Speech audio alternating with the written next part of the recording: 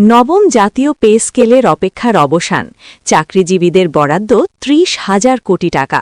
আজ বৈঠকে বললেন অর্থ উপদেষ্টা। আসসালামু আলাইকুম।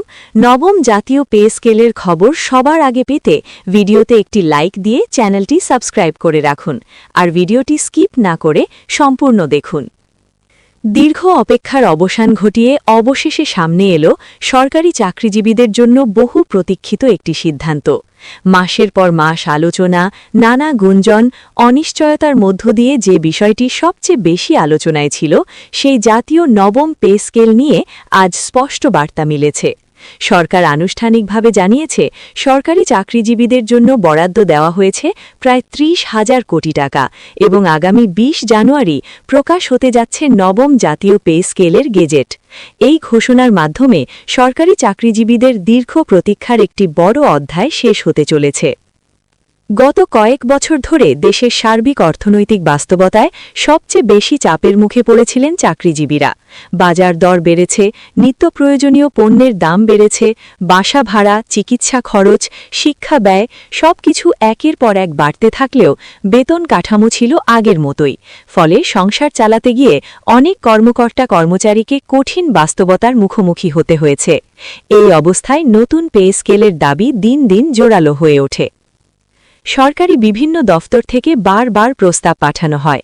কর্মচারী সংগঠনগুলো দাবি তোলে নতুন বেতন কাঠামো দ্রুত বাস্তবায়নের। এসব বিষয় পর্যালোচনা করে সরকার ধাপে ধাপে কাজ শুরু করে।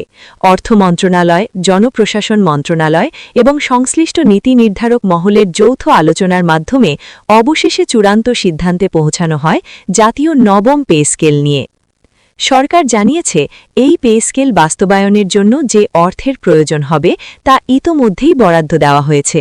প্রায় ৩০,০০০ কোটি টাকার এই বরাদ্দ দেশের ইতিহাসে অন্যতম বড় বেতন কাঠামো বাস্তবায়নের দৃষ্টান্ত হিসেবে বিবেচিত হচ্ছে। এত বড় অঙ্কের অর্থ বরাদ্দ দেওয়া প্রমাণ করে যে সরকার চাকরিজীবীদের আর্থিক নিরাপত্তাকে গুরুত্বের সঙ্গে দেখছে। সবচেয়ে গুরুত্বপূর্ণ বিষয় হচ্ছে, আগামী ২০ জানুয়ারি নবম জাতীয় পে স্কেলের গেজেট প্রকাশ করা হবে। গেজেট প্রকাশের সঙ্গে সঙ্গেই এটি কার্যকর হিসেবে গণ্য হবে, অর্থাৎ শুধু ঘোষণা নয়, বাস্তব প্রয়োগও শুরু হবে একই সময়। গেজেট প্রকাশের পর সকল সরকারি দফতরে নির্দেশনা পাঠানো হবে নতুন বেতন কাঠামো অনুযায়ী বেতন নির্ধারণের জন্য। নতুন পে স্কেলে বেসিক বেতনের ক্ষেত্রে এসেছে উল্লেখযোগ্য পরিবর্তন। এবার বেসিক বেতন শুরু হচ্ছে ২৭,৭০০ টাকা থেকে, যা আগের কাঠামোর তুলনায় একটি বড় অগ্রগতি হিসেবে ধরা হচ্ছে। বেতন নির্ধারণ করা হয়েছে ১.৪ অনুপাতে। এর ফলে প্রতিটি গ্রেডেই আগের তুলনায় উল্লেখযোগ্য পরিমাণে বেতন বৃদ্ধি ঘটবে। এই ১.৪ অনুপাত কার্যকর হওয়ার ফলে নিম্ন গ্রেডের কর্মচারীরা সবচেয়ে বেশি উপকৃত হবেন বলে মনে করছেন সংশ্লিষ্টরা।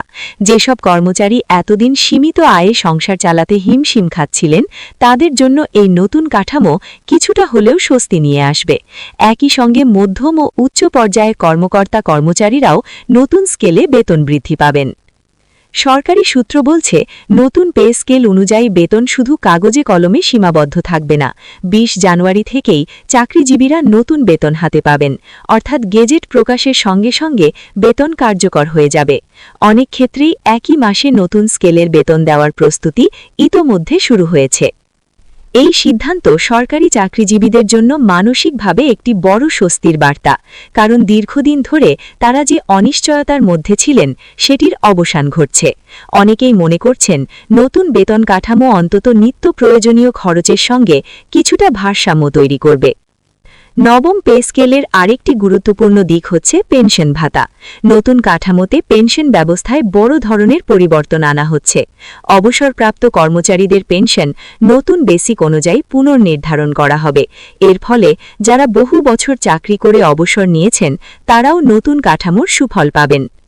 দীর্ঘদিন ধরে পেনশনভোগীদের মধ্যে একটি বড় অভিযোগ ছিল নতুন ও পুরনো অবসরপ্রাপ্তদের মধ্যে বৈষম্য। নবম পে স্কেলের মাধ্যমে সেই ব্যবধান কমানোর উদ্যোগ নেওয়া হয়েছে। সরকার জানিয়েছে, পেনশনভোগীদের আর্থিক নিরাপত্তা নিশ্চিত করাই এই পরিবর্তনের মূল লক্ষ্য। এই পে স্কেলের আওতায় আসবেন দেশের প্রায় সকল সরকারি কর্মকর্তা ও কর্মচারী, প্রশাসন, শিক্ষা, স্বাস্থ্য, পুলিশ, আইন শৃঙ্খলা বাহিনী, সচিবালয়, মাঠ প্রশাসন সহ সব পর্যায়ের কর্মীরা এই কাঠামোর অন্তর্ভুক্ত হবেন। ধারণা করা হচ্ছে প্রায় 15 থেকে 18 লাখ চাকরিজীবী সরাসরি এই সিদ্ধান্তে সুফল পাবেন। নতুন পে স্কেল বাস্তবায়নের ফলে দেশের অর্থনীতিতেও একটি প্রভাব পড়বে বলে মনে করছেন বিশ্লেষকরা। বাজারে অর্থপ্রবাহ বাড়বে, মানুষের ক্রয় ক্ষমতা কিছুটা বৃদ্ধি পাবে এবং অভ্যন্তরীণ অর্থনীতি গতিশীল হবে। একই সঙ্গে সরকার মূল্যস্ফীতির দিকে নজর রাখার কথাও জানিয়েছে, যাতে বাজারে অতিরিক্ত চাপ সৃষ্টি না হয়। সরকারের পক্ষ থেকে বলা হয়েছে, এই পে স্কেল বাস্তবায়ন করা হচ্ছে দেশের সামগ্রিক আর্থিক সক্ষমতার মধ্য থেকেই। ধাপে ধাপে অর্থ ব্যবস্থাপনার পরিকল্পনা প্রস্তুত রাখা হয়েছে, যাতে রাষ্ট্রের উপর অতিরিক্ত চাপ না পড়ে। ইতোমধ্যেই চাকরিজীবীদের মধ্যে এই ঘোষণাকে ঘিরে ব্যাপক আলোচনা শুরু হয়েছে। অনেকেই বলছেন, দীর্ঘ সময় পর সরকার তাদের কথা গুরুত্ব দিয়ে শুনেছে। অনেকে আবার আশা করছেন, ভবিষ্যতে আরও কাঠামোগত সংস্কার আসবে। গেজেট প্রকাশের পর প্রতিটি দফতরে নতুন বেতন চার্ট পাঠানো হবে। হিসাব শাখা স্বয়ংক্রিয়ভাবে নতুন স্কেল অনুযায়ী বেতন হিসাব করবে। চাকরিজীবীদের আলাদা করে কোনো আবেদন করার প্রয়োজন হবে না। সবকিছু দাপ্তরিক